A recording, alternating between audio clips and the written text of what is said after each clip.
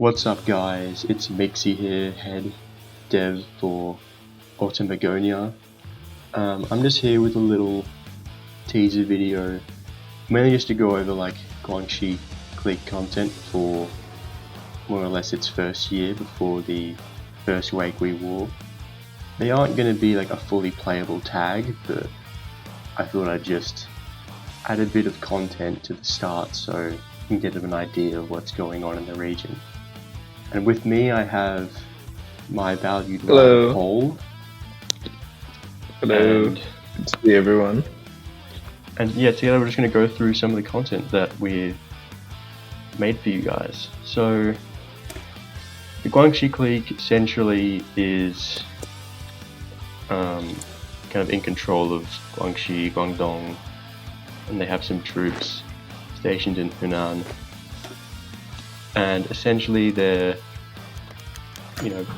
kind of a bunch of former bandits that were like given an amnesty by the court, and so now they've kind of worked their way up and took over the province, and then like invaded Guangdong during the national protection and the constitutional protection wars, and show the internal factions.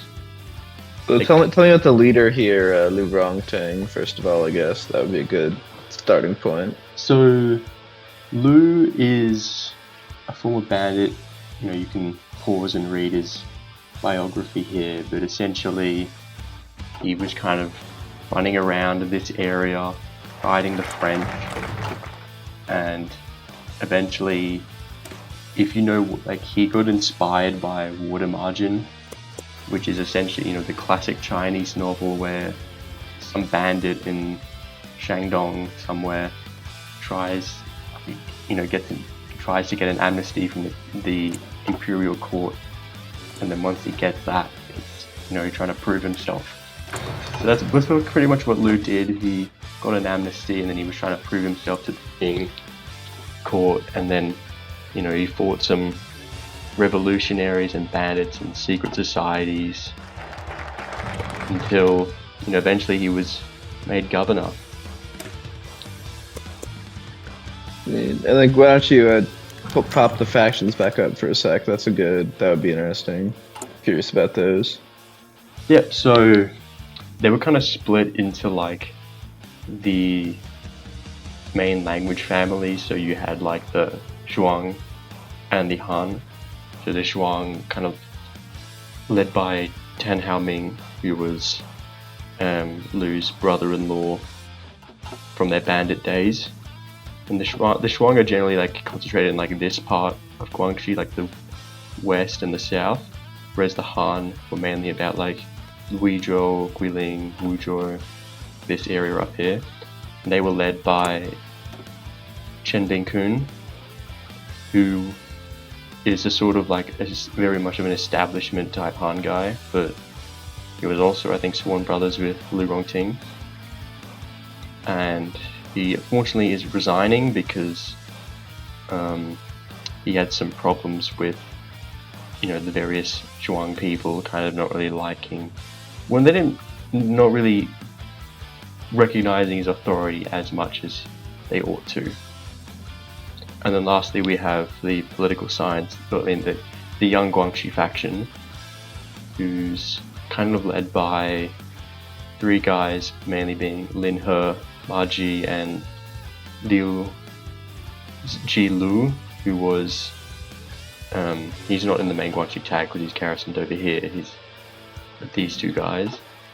But actually, funny story about Chen Bingkun is how he got into the military. I was reading about this.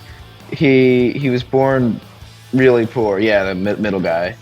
Born really poor, and he decided he went to like the capital for work, and he somehow got a job as like a guard at the governor's office.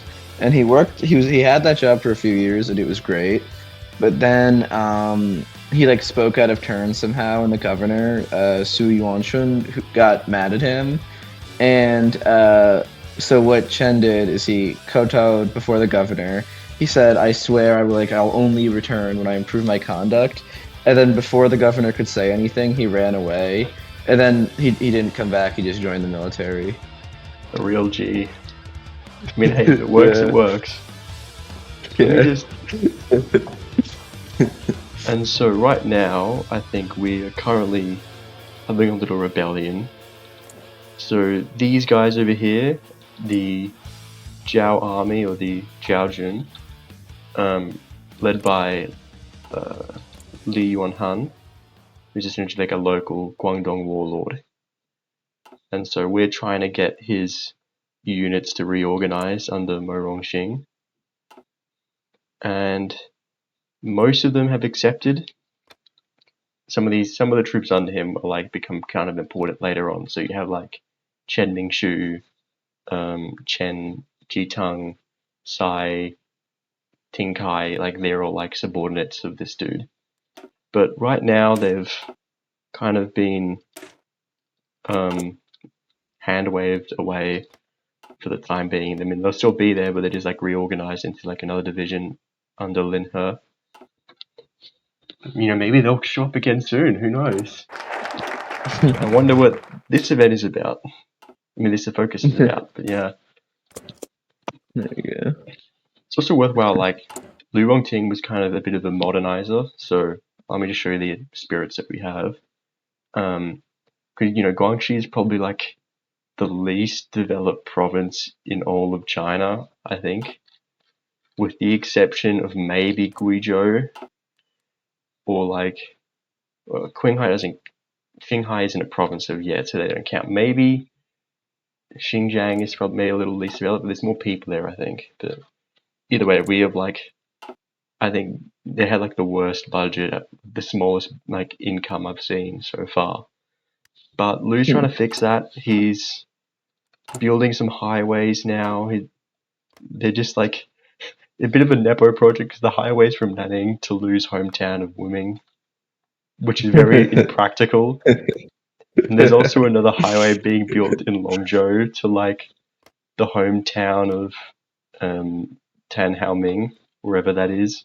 It's nearby, but it's also very impractical. But So he's just connecting like his friends' towns. That. pretty much, and like they're the only people with cars anyway, so it's not like anyone else would Yeah, really yeah. benefit. I was kind of gonna ask. I was gonna like a highway. Like I don't know. Like it's That pretty seems much like meant the solely, least. yeah, solely for like Lu Rongting's one car, pretty much. And like I was like reading the Zhongren's memoirs, and he was talking about how like one time, like it was the only time he ever like used a car in Guangxi or something. So wait, how does Li Zhengren? Because I know he's not really relevant yet, but I know he like this is kind of where he is, right? So like, what's his story here?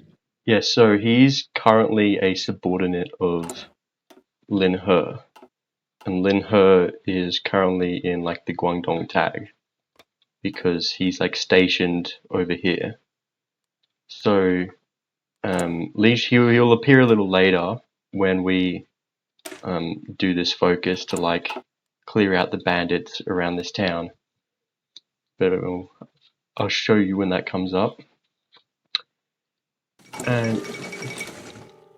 so yeah, we're kind of at this stage mainly just like, you know, doing some modernization projects, like finishing up. Not much major going on, like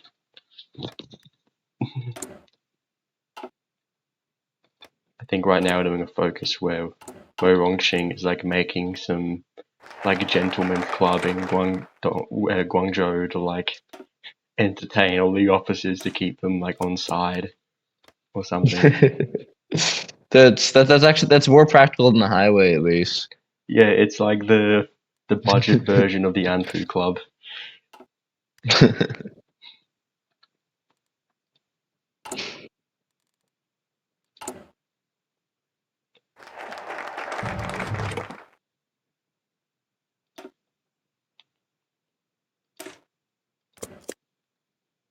So, I think I'll just go through like the generals. So there are like a lot of various Guangxi generals, but like none of them have any photos or info.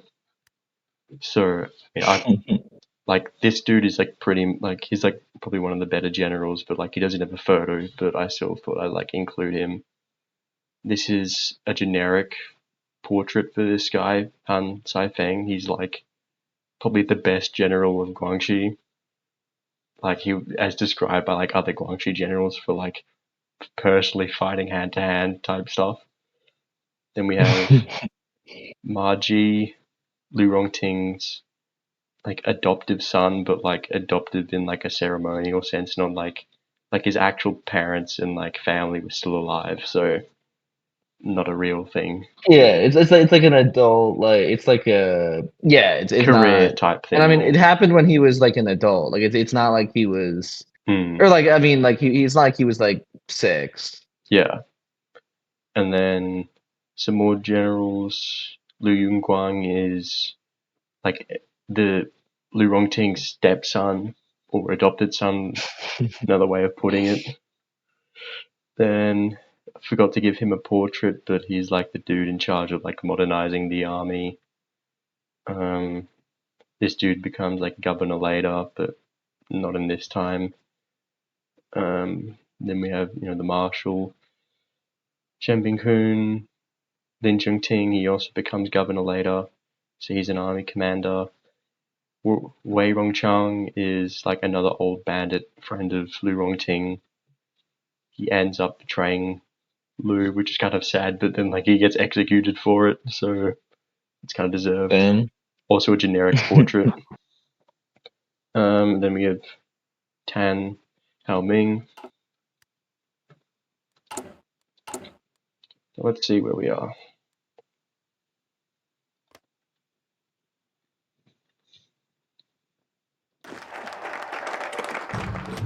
I guess I mean kind of basic question. Where does the Guangxi clique stand right now in terms of like the like politics of China as a whole? Like what's kind of their agenda, etc. So it's kind of hard to like decipher because a lot of the sources will just say like, oh, they were just regionalist evil warlords who just wanted to like Yeah. rule their own chunk of China in peace. But Comprador bandits, all the yeah, but like from what I get, because they were kind of like allied with like the political science department, which is kind of led Yeah, by actually, Tian Chunxuan, and these guys are kind of just yeah. like the liberals of China. Like they weren't like the radical Guomindang, but like they were more like liberal than say like like the Beiyang type people who were more like um I'm sure I've talked about HOI4 Clique a lot, but essentially like very developmentalist. But these guys are more like that the Western style democracy. Funnily enough, Yeah, and I but mean yeah, the democracy in the political sense science of like capitalism. the political science clique, I mean it split off or group, it like split off from it was one like the Western Ideas group or something. I forget the Yeah, exact name, but it was something along those lines. yeah, they're like the moderate revolutionaries.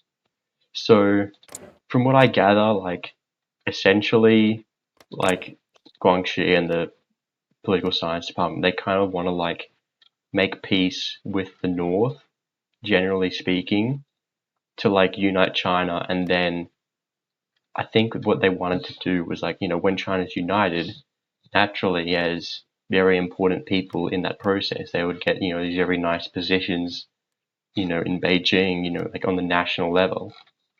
Like, Mm-hmm. for example, like one of the leaders, Li Genyuan, who is like the leader of the Yunnan army in Guangdong, like he wants to, become like the leader of the whole Yunnan clique. So through that, and I assume that like, maybe Lu Rongting secretly wants to be like minister of the army for all of China, not just, two provinces. So that's what I think. Yeah. I think they want to like make peace with everyone and then like become nationally prominent. So that's like my perspective. But in terms of like alliances, um, we should get an event soon about the Guangxi Clique allying with the Jili Clique. Here it is. Oh, there should be title here. My bad, but essentially, Guangxi is like going to support Wu Peifu in attacking Anhui, because the Anhui clique isn't too interested in peace negotiations with them. You know, Duan wants to unify by force. So so Guangxi and Jili are agreeing to, you know what? Jili can go attack Anhui, Guangxi can go attack Fujian, in particular Chen Zhongming, who was like, you know, the KMT guy at the moment. And then when that's done, you know, the two will reunite China together and, you know, world peace is achieved. There you go, yeah. And all these guys get jobs. Yeah, exactly. And like right now we're planning to, you know, well, how to deal with Fujian and invade them.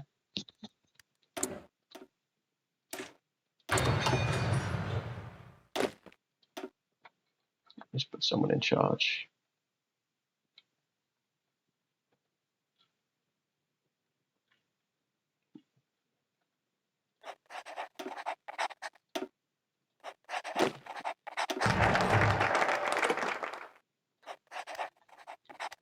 So now we're just supporting, giving some money to the Yunnan army here to try and bribe them to be on our side of the, you know, coming incident that is brewing.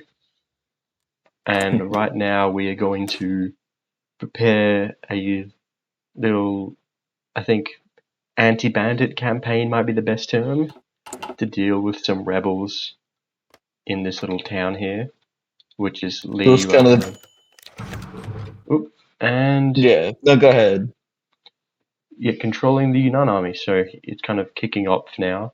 So Li Guanwan is trying to like arrest or trying to replace one of the division commanders in his army who was loyal to Tang Jiao. And now we are attacking the Jiaojun army, or the Jiao army, because there's some rebels who refuse to like reorganize into our army and they hid out in this little town.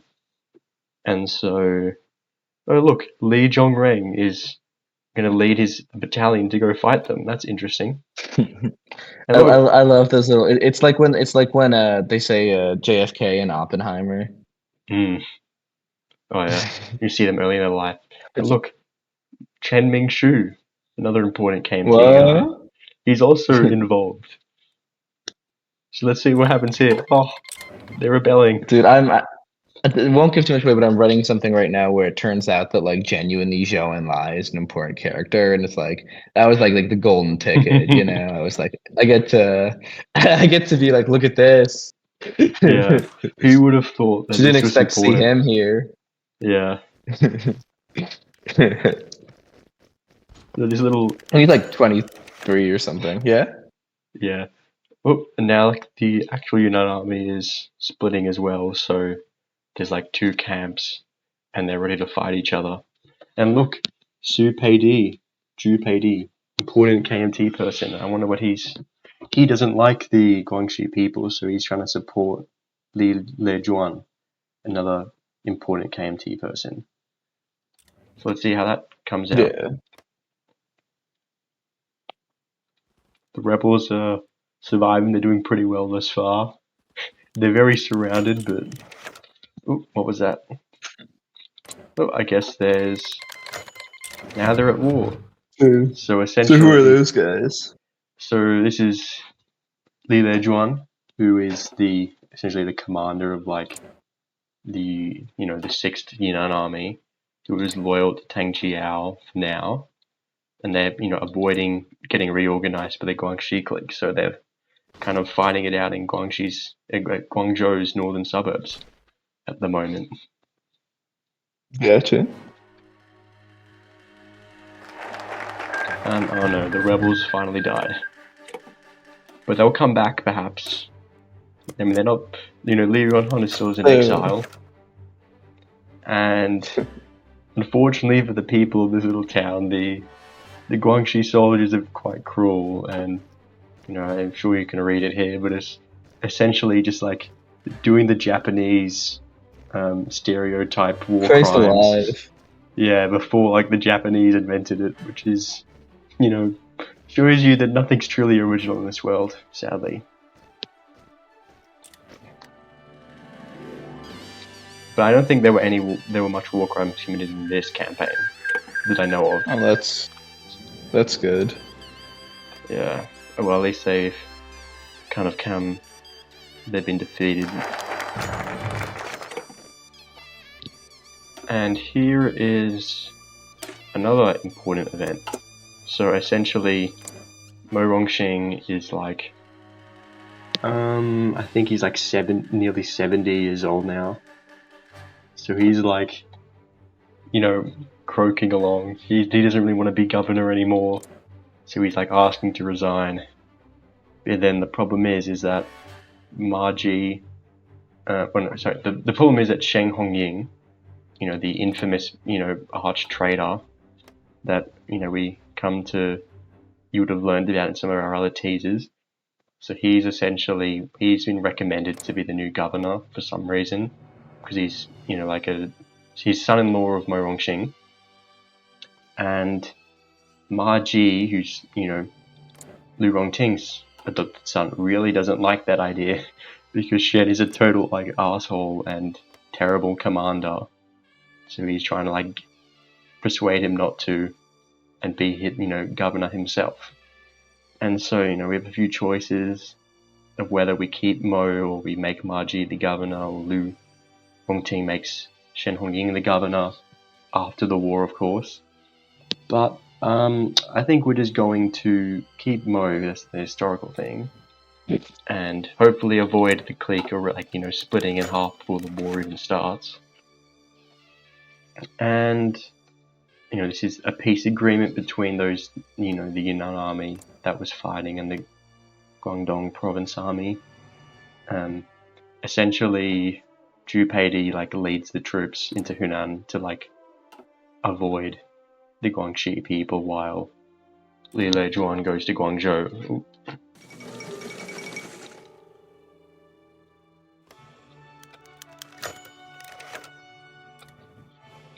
And right now, so this is another organization that's just been founded, essentially by KMT Guangxi people.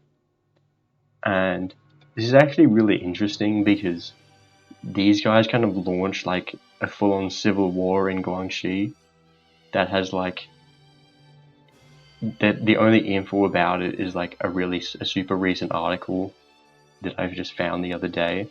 I mean, I knew of it before, but I didn't have any info on it. But it's essentially this mass peasant uprising in the province, which is really cool. But none of the people have much info, so I'm not going to I'm not going to be giving Guangxi content after this year, as of now. So I'll have to leave it until a future update when we have that, peasant uprising.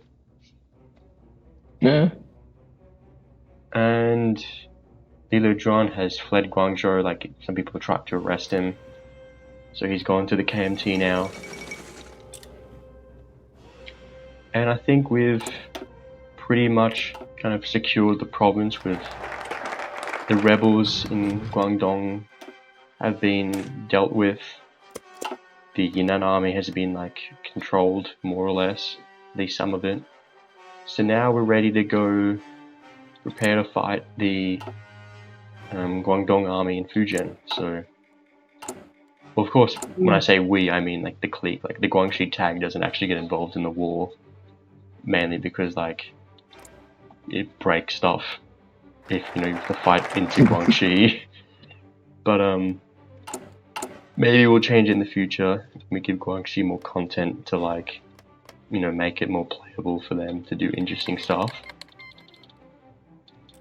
But now, as all the wars in the summer of 1920 are kind of kicking off, I think this is where we'll end it. Gotcha, yeah. So yeah, I hope. I mean, this is more of a. I mean, this isn't really a teaser because it's just showing you all the content for Guangxi. But I hope we are gonna get KMT still being worked on. still big money moves being played over there. No deadlines or anything that I can share with you right now, but you know, we're doing well. We're just trying to get through localization, and you know, eventually we'll get it out to you, and you know, hopefully you will enjoy everything. So Yeah, yeah, I will say, I mean, yeah, again, not giving anything away, but there is definitely real progress being made, and it is cool. mhm. Big team of people who are into this stuff, and the more I learn about it, the more I understand why. Yeah, it's all these little references to like really interesting events, or like you know, Lu Rongting being inspired by water margin, and that's like the basis for his career. Like you just don't really see that in like other like history subjects, which you know always very interests me. But yeah, so see you next time. Happy double 10 day. You know, founding of the We did on Republic. Sunday.